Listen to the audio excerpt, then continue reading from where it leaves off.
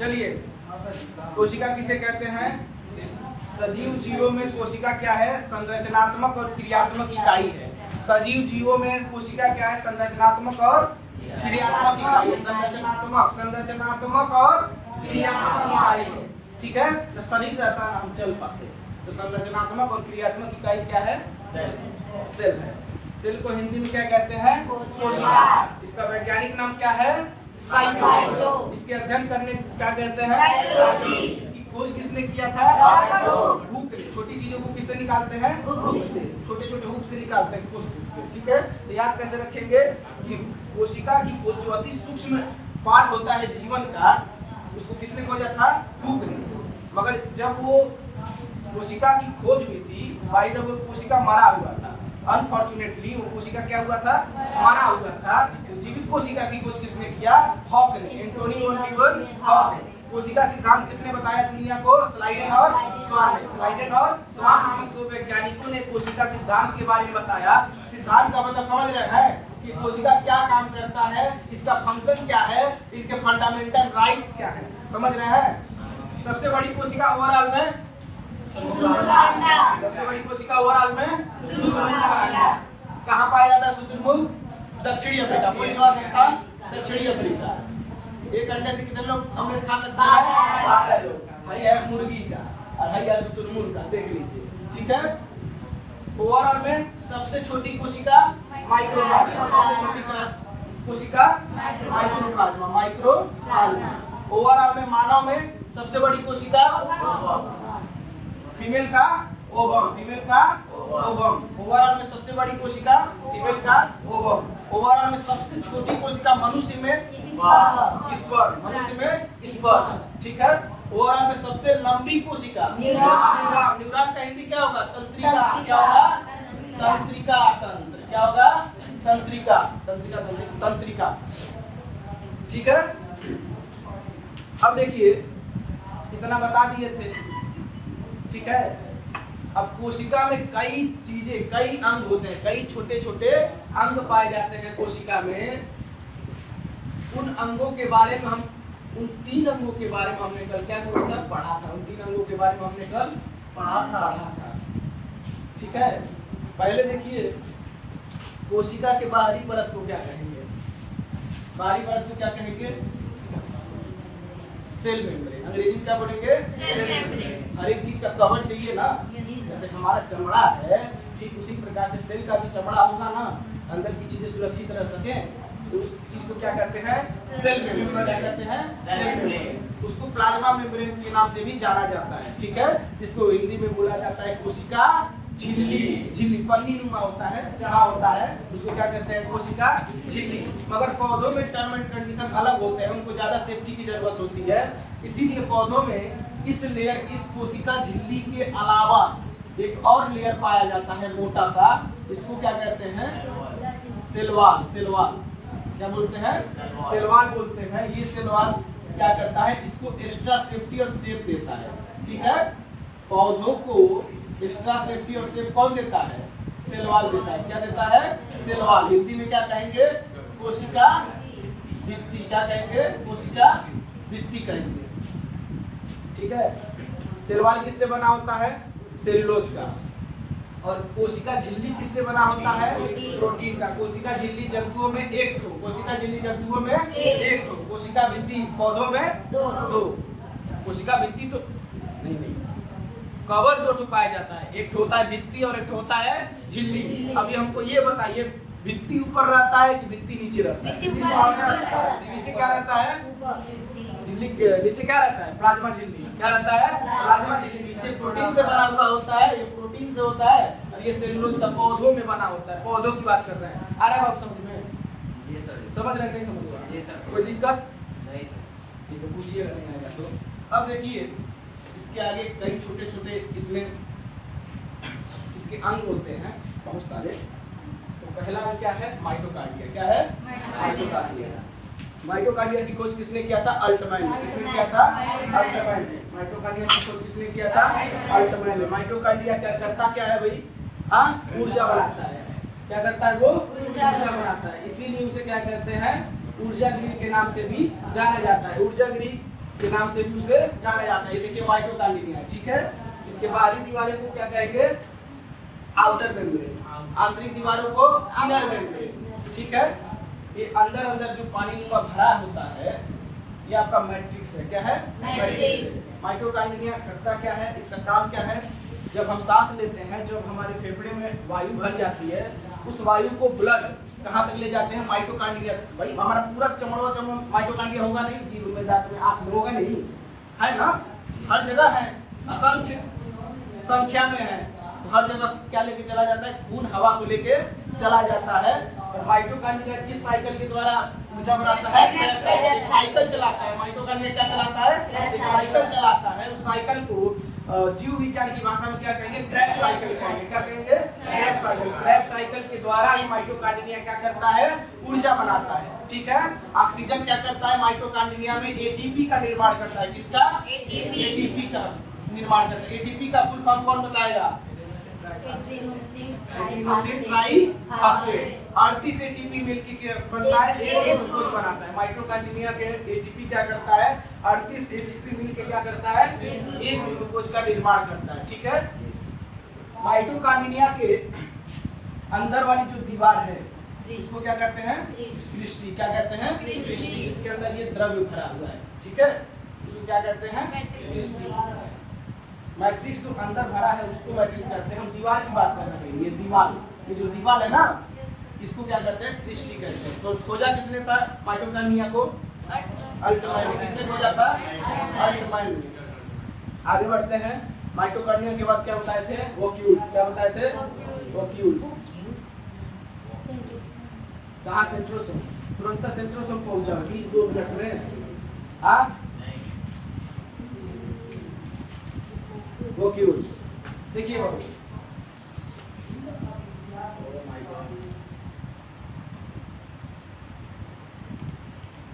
चलिए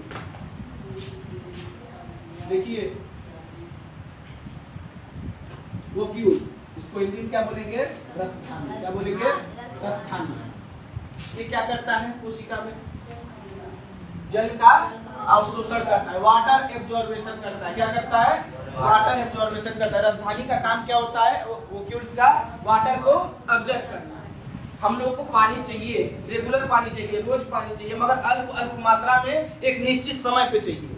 मगर पौधों को हमेशा पानी की जरूरत होती है, ठीक है, नहीं तो वो सूख जाते हैं। इसीलिए पादपों में, ध्यान रखिएगा, पादपों में जो वोक्यूल्स होते हैं, ये वोक्यूल्स पानी को खींचने वाला, पादपों में जो वोक्यूल्स होते हैं वो बड़े होते हैं, और जंतुओं में जो वोक्यूल्स होते हैं वो क्या होते हैं? छोटे होते हैं, ठीक है। आगे बढ़ते हैं। इसके बाद क्या था? सेंट्रोसोम। इसके बाद क्या था जी बाबू? सेंट्रोसोम नहीं, गोल्जी बॉडी। क्या था? गोल्जी बॉडी था। देखिए गोल्जी बॉडी को क्या कहते हैं? Golgi apparatus. क्या बोलते हैं? Golgi apparatus. इसकी खोज किसने किया था? कैमिलो गोल्जी ने। कैमिलो किसने? कैमिलो गोल्जी ने। कैमिलो गोल्जी ने गोल्जी बॉडी की खोज किया था। ये गोल्जी बॉडी करता क्या है? इसका कार्य क्या होता है? परिवहन का काम होता है। क्या होता है? परिवहन। ये किसका परिवहन करता है? ऊर्जा का। माइटोकॉन्ड्रिया जो ऊर्जा बनाया है उसको विभिन्न कोशिकाओं तक, और भी तो कोशिकाएं, और भी तो अंग है, उपांग है, उसको पहुंचाने तक किसकी जिम्मेदारी होती है? गोल्जी बॉडी की। ये क्या करता है? ऊर्जा का परिवहन करता है, ले जाता है। नेक्स्ट, इसके बाद क्या बताए थे? लाइसोसोम। बताए थे कि नहीं बताए थे? क्या बताए थे? सेंट्रोसोम बताए थे ना। अच्छा, सेंट्रोसोम। सेंट्रोसोम कहाँ है भाई? हम क्या बताए थे? सेंट्रोसोम का आकार कैसे होता है देखने में? लकड़ी के गट्ठर के बंडल की तरह होता है। देखने में क्या होता है? गट्ठर की तरह होता है सेंट्रोसोम। देखिए सेंट्रोसोम को हिंदी में क्या बोलते हैं बाबू? तारक काय। क्या कहते हैं? तारक काय। सेंट्रोसोम को हिंदी में क्या कहते हैं? तारक काय, ठीक है। इसकी खोज किसने की थी? बोबरी ने। किसने? बोबरी ने। बोरबरी नहीं, बोरबरी का सिद्धांत मत कहिएगा, वो बोबरी ने की, ठीक है। बोबरी, डी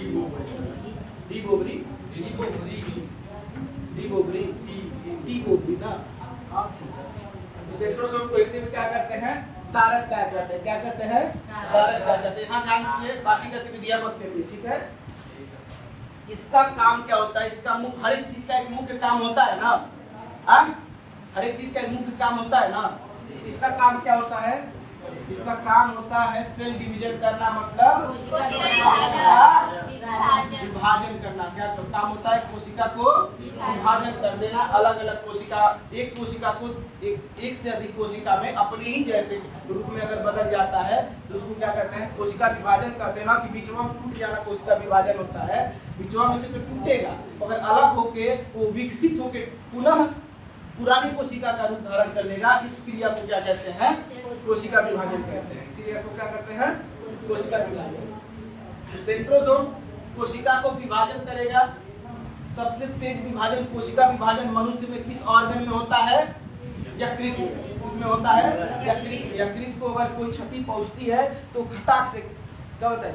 धीरे धीरे अपने आप को सुरक्षित कर लेता है। कोशिका विभाजन के जरिए यकृत अपने आप को सुरक्षित कर लेता है।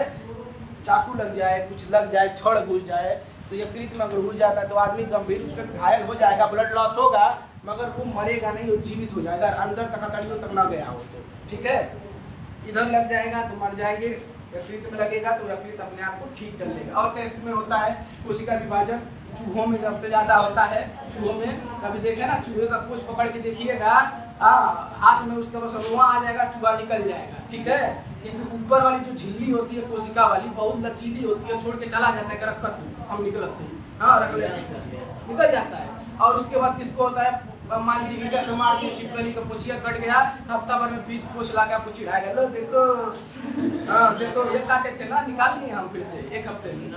तो सबसे तेज कोशिका विभाजन मनुष्य के शरीर में क्या होता है? अनु किसमें होता है? यकृत में। मनुष्य के शरीर में सबसे तेज कोशिका विभाजन कहाँ होता है? यकृत में। सबसे कम कोशिका विभाजन किसमें होता है? मस्तिष्क में। एकदम होता ही नहीं है। तो इसका मतलब सेंट्रोसोम दिमागवा में पाया नहीं जाएगा। सेंट्रोसोम दिमाग में मस्तिष्क में नहीं पाया जाएगा, ठीक है? अब देखिए, सेंट्रोसोम का एक नियम ये होता है कि अगर जरूरत से तेज, आवश्यकता से अधिक सेल डिवीजन करेगा तो कैंसर होने की पूरी संभावना है, ठीक है? कैंसर होने की पूरी संभावना। इसीलिए पियक्कड़ लोगों को तुरंत लीवर कैंसर होता है। तुरंत क्या होता है? अत्यधिक एसिड पीने की वजह से, क्योंकि लीवर में ही ना पहुंचता है जो भी चीजें हैं, लीवर ही ना फंक्शनेट करता है हर एक चीजों को, तो कोशिका विभाजन लीवर में तेज होता है। और शराब पीने वालों को क्या करता है? लीवर पे कोशिका विभाजन अत्यधिक तेजी से हो जाता है, इसीलिए लीवर कैंसर हो जाता है। 30-35 लाख रुपया लगता है बनने में, तो सही हो जाए, ठीक है? मगर सेंट्रोसोम हमारे दिमाग में नहीं होता है, फिर भी आप देखे होंगे ना, देखे होंगे कि दिमाग में भी कैंसर हो गया है, ब्रेन कैंसर। नाम सुने हैं? भगवान करे किसी को न देखना पड़े। ब्रेन कैंसर बहुत ही घातक चीज होता है। ब्लड कैंसर हो जाएगा तो 4-6 महीना, 7 महीना, 8 महीना, साल भर तक पैसा है तो जीवित रह सकते हैं, ठीक है? रूप कुमार मैंने एक बहुत बड़े डॉक्टर है गोरखपुर के, पता नहीं क्या नाम थोड़ा दिमाग से बढ़ गया है, वो कम से कम 4 सालों से अमेरिका जाके अपना खून पूरा निकलवा के, नया खून डलवा के आते हैं। फिर यहाँ जैसे मोबाइल हम लोग नहीं चार्ज करते हैं वैसे वो चल रहा है। ब्लड कैंसर हुआ है, मतलब ब्लड में कोशिका विभाजन आरबीसी में होता है। आरबीसी का जीवन काल कितना होता है? 120 दिन। लाल रक्त कणिकाओं का जीवन काल 120 दिन। लाल रक्त कणिकाओं का जीवन काल 120 दिन। श्वेत रक्त कणिकाओं का जीवन काल 4 दिन। श्वेत रक्त कणिकाओं का जीवन काल 4 दिन। प्लेटलेट्स का जीवन काल 7 दिन। प्लेटलेट्स का जीवन काल 7 दिन। लाल रक्त कणिकाओं का जीवन काल, हेमोग्लोबिन किसमें पाया जाता है? लाल रक्त कणिकाओं में। लाल रक्त कणिकाओं में उसका जीवन काल कितना होता है? 120 दिन, ठीक है? हम लोग भूल नहीं पड़ रहे हैं। तो देखिए कैसे ब्रेन ट्यूमर होता है। देखिए ये दिमाग है ना, दिमाग है, इसमें 2 तरीके की कोशिकाएं मिलती हैं। कितने तरीके के? 2 तरीके के। एक होता है आपका न्यूरॉन, नाम से आप लोग परिचित हैं। न्यूरॉन क्या होता है? न्यूरॉन। न्यूरॉन में कुछ छोटे छोटे अन्य और दूसरे प्रजाति के कोशिकाएं रहेंगी और दूसरे प्रजाति की कुछ कोशिकाएं उसमें रहती हैं। इसको कहते हैं गिलियल सेल। क्या कहते हैं? Glial cell. क्या कहते हैं? Glial cell. इसी गिलियल सेल के डिस्टर्बेंस की वजह से दिमाग में क्या हो जाता है, कैंसर हो जाता है। यही कैंसर विकसित होके एक ट्यूमर का रूप धारण कर लेता है। दिमाग के अंदर एक इतना बड़ा ट्यूमर का रूप धारण कर लेता है। अब वही जाके किसी व्यक्ति के मौत का कारण बनता है। वही जाके किसी व्यक्ति के मौत का क्या बनता है, कारण बनता है। किसकी वजह से होता है, ग्लियल सेल की वजह से। क्योंकि न्यूरॉन सेल में कभी भी क्रोमोसोम नहीं पाए जाते हैं, दिमाग में क्रोमोसोम नहीं पाए जाते हैं, ग्लियल सेल के डिस्टरबेंस की वजह से। किसके वजह से, ग्लियल सेल के डिस्टरबेंस की वजह से। किसके वजह से जी, माइटोकॉन्ड्रिया कुछ किसने किया था, पता नहीं किसने किया था, छोड़ो। किसके वजह से, ग्लियल सेल के डिस्टरबेंस की वजह से क्या हुआ था, ब्रेन ट्यूमर हो जाता है। ठीक है, दो सेल होते हैं दिमाग में, न्यूरॉन सेल और ग्लियल सेल। ग्लियल सेल की डिस्टरबेंस की वजह से क्या हो जाता है, ब्रेन ट्यूमर हो जाता है। अब पता चल गया ना, किसी को हुआ रहेगा, आप जान जाएंगे उसके अंदर हुआ क्या है। ग्लियल सेल खलबला गया था, खलबलाने की वजह से उसमें फोड़ा बन गया, विकसित हो गया, तब हो गया, उसी को ब्रेन कैंसर या ब्रेन ट्यूमर के नाम से जाना गया। ब्रेन हैमेज तंत्रिका न्यूरॉन के सकले की वजह से होता है। तारवा जब सट जाएगा भाग से मारेगा, रुधिर ब्लॉक हो जाता है। ठीक है, रुधिर ब्लॉक हो जाता है। यही हुआ फादर से।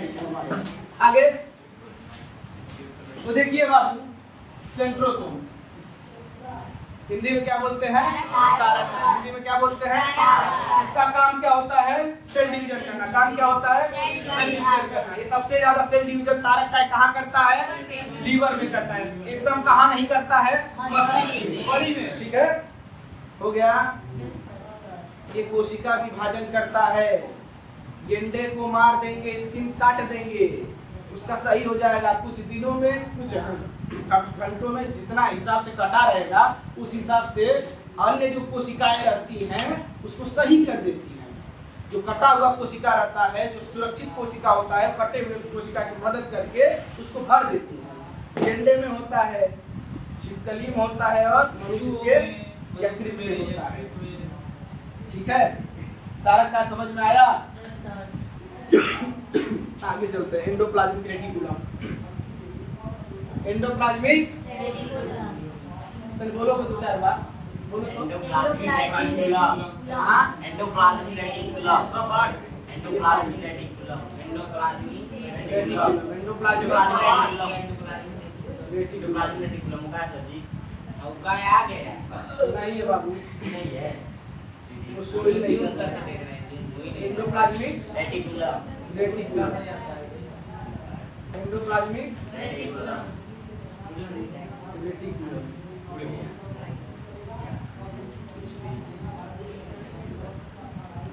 चलो किसी को बता देना है।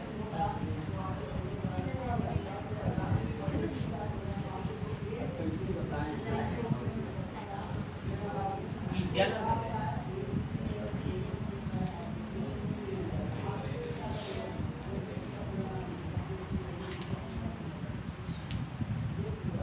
कैसे सब समझ में आएगा, बना देंगे।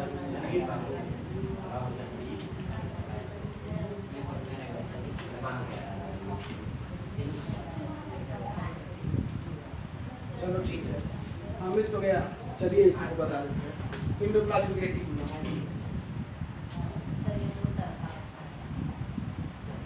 देखिए, एंडोप्लाज्मिक रेटिकुलम देखने में ऐसे ही होता है। ठीक है, देखने में ऐसे ही होता है। इसको हिंदी में क्या बोलते हैं, अंतःप्रद्रव्य जालिका। अंतःप्रद्रव्य जालिका। एंडोप्लाज्मिक रेटिकुलम का नाम क्या है, ER। इसको क्या समझ सकते हैं हम, ER। इसको हिंदी में क्या कहते हैं, अंतःप्रद्रव्य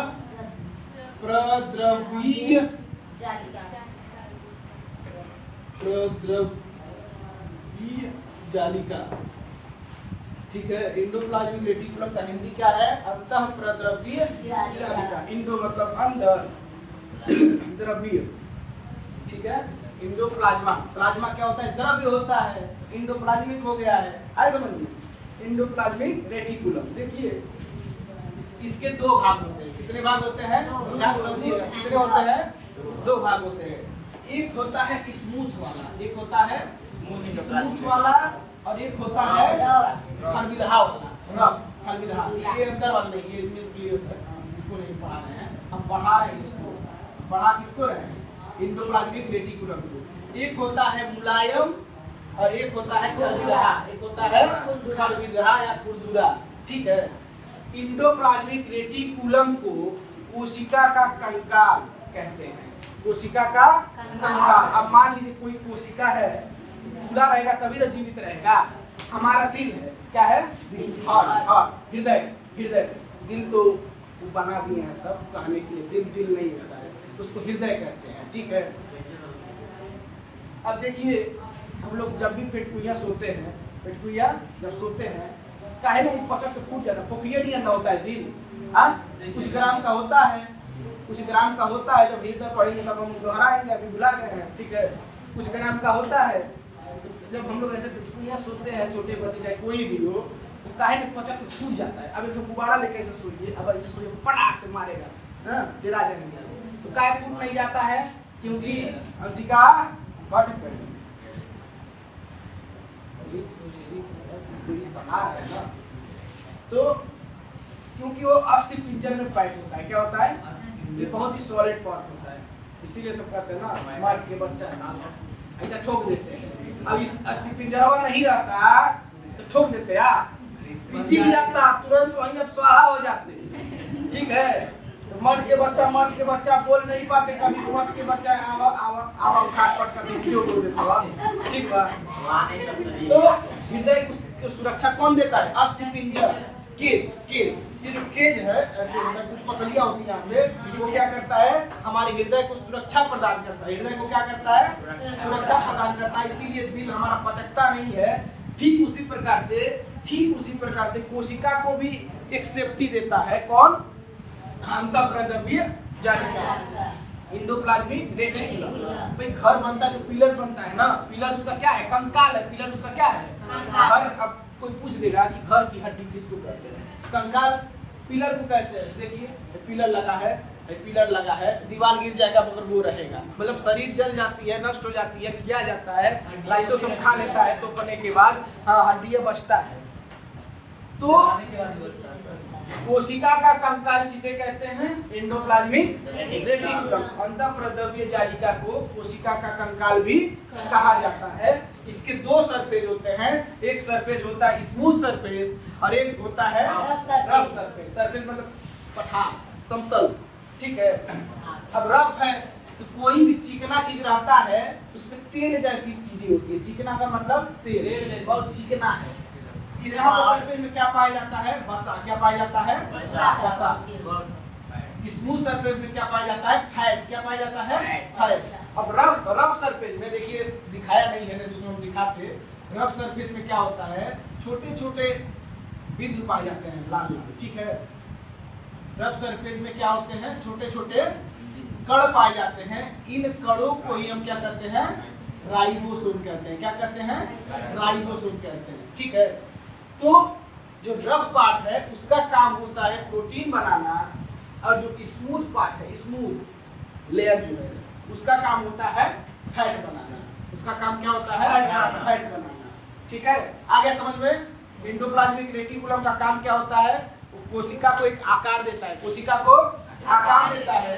इसमें दो पार्ट होते हैं, लोअर पार्ट और अपर पार्ट। अपर पार्ट बहुत खुरदुरा होता है, लोअर पार्ट क्या होता है? बहुत ही मुलायम होता है। लोअर पार्ट क्या करता है? वसा बनाता है। क्या बनाता है? चर्बी बनाता है। क्या बनाता है? फैट बनाता है। मगर अपर पार्ट क्या करता है? उसमें छोटे छोटे तरबूज देखे ना, तरबूजा, बिया नहीं जाता है 50 खाने नहीं देता है, मजा नहीं आता है, केवल मजा क्या कर देता है। तो वही उसी को क्या करते हैं, जो उसी तरीके से इसमें होता है, उसमें क्या कहते हैं? उसको राइबोसोम। ये क्या करता है भाई? जल अवशोषण करता है। कि राइबोसोम प्रोटीन बनाता है। क्या बनाता है? प्रोटीन बनाता है। क्या बनाएगा जी? प्रोटीन बनाएगा। राइबोसोम क्या करेगा? प्रोटीन बनाएगा। और कुछ एंडोप्लाज्मिक रेटिकुलम में एंडोप्लाज्मिक प्रोटीन बनाता है। हाँ देखो, अब देखिए मिटाने जा रहे थे, देखो